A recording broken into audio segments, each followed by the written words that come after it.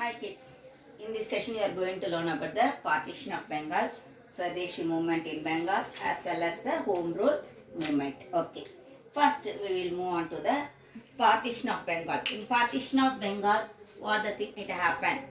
Actually, Lord Curzon, he only had the thought of to divide the Bengal into two parts as the East and West Bengal. Actually, he want to segregate the people for to weaken the national movement. Actually, nationalist movement, it was so much in the Bengal.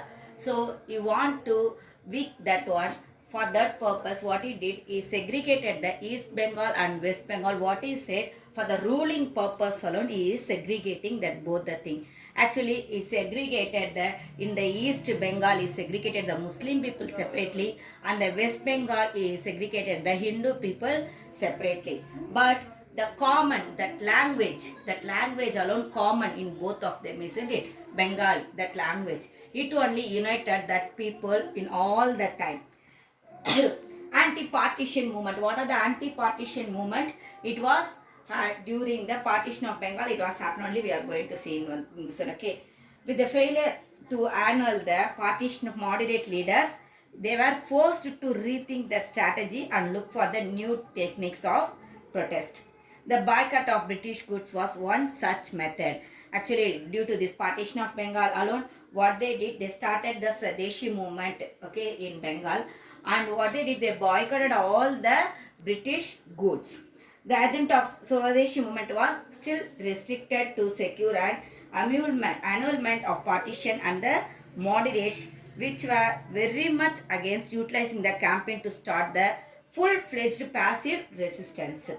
The militant nationalists were in favor of extending the movement beyond Bengal and also to initiate a full-scale mass struggle. They started to spread the nationalist people, the militant nationalist people, they started to spread this one, the Swadeshi movement all over the India, not only in the Bengal, all over the India. Actually, the Bengal on which day it was segregated, that day it was declared as the mourning day. 16th October 1905. On that day alone, the Bengal it was segregated into two parts.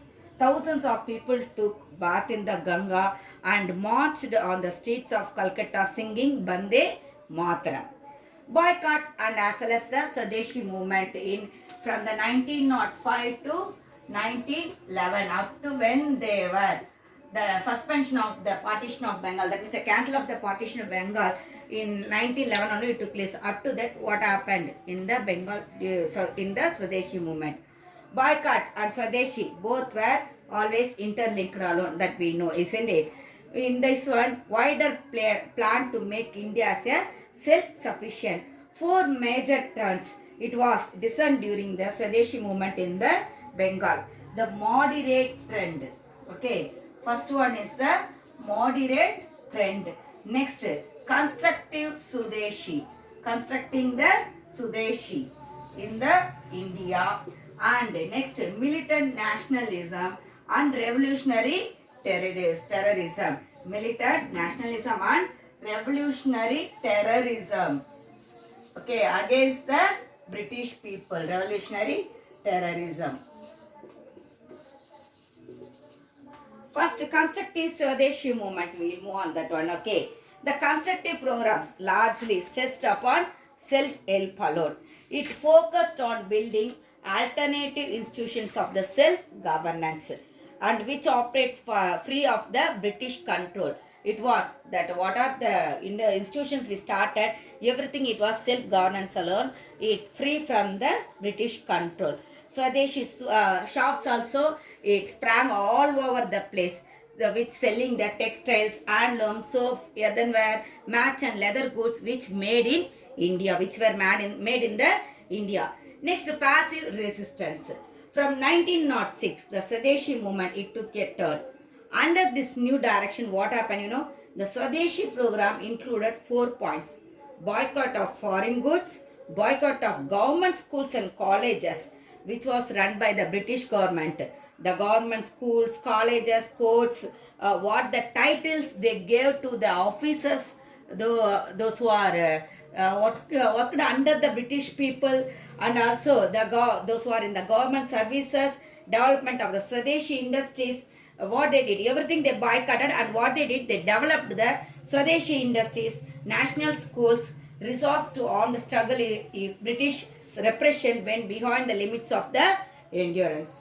Next, militant nationalism. Lala Rajpati Rai of Punjab, Bala Gangadhar Tilak of Maharashtra, and Bipin Chandrapal of Bengal. These three people were only the prominent leaders in this during the Swadeshi period. They were called as a Lal Bal Pal. Punjab, Bengal, and Maharashtra emerged as the hotbed of militant nationalism during the Swadeshi movement. In South India, also in Tuticorin, V.O. Sidambaram, he only started the Swadeshi stream navigation. Next, Swaraj or political independence. Common goals of the extremist leaders was to achieve only the Swaraj. Swaraj means self-rule. The leaders differed on the meaning of Swaraj. The Tilak Swaraj was the attainment of complete autonomy and total freedom from the foreign rule. Next, we will move on to the Home Rule movement.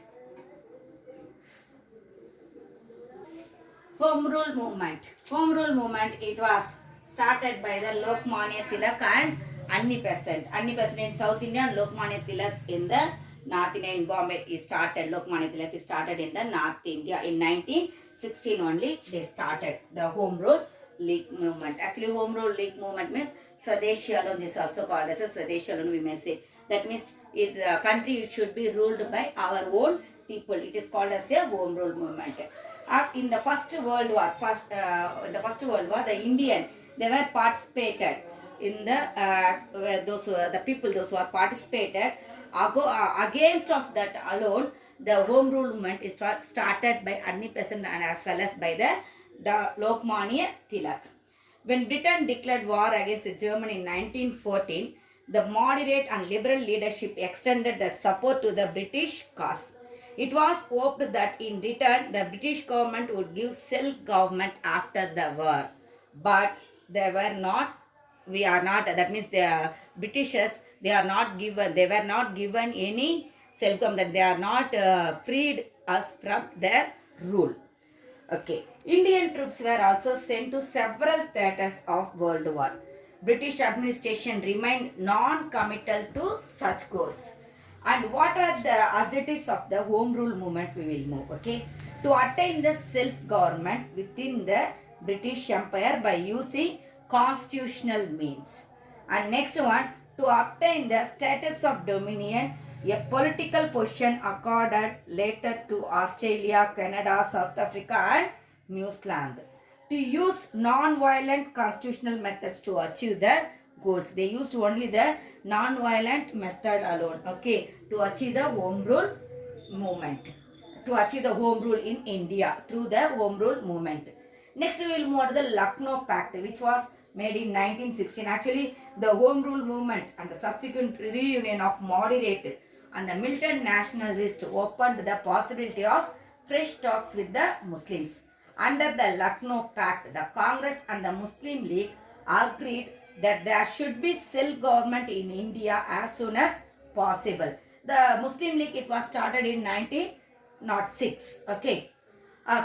In return, the Congress leadership accepted the concept of separate electorate for the Muslims.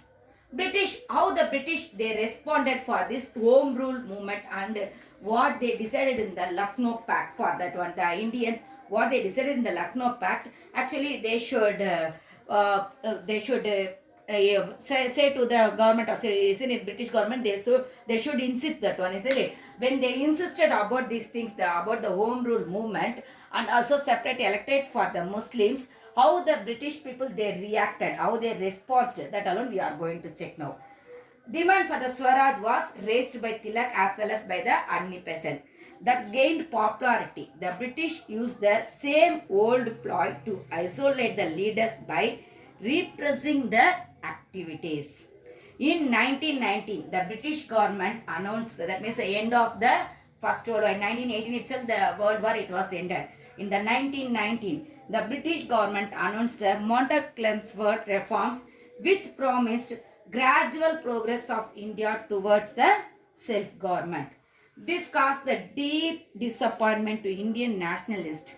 In a further blow, the government enacted what was called the Revolt Act, which provided for arbitrary arrest as well as the strict punishment to Indian people. Thank you, kids.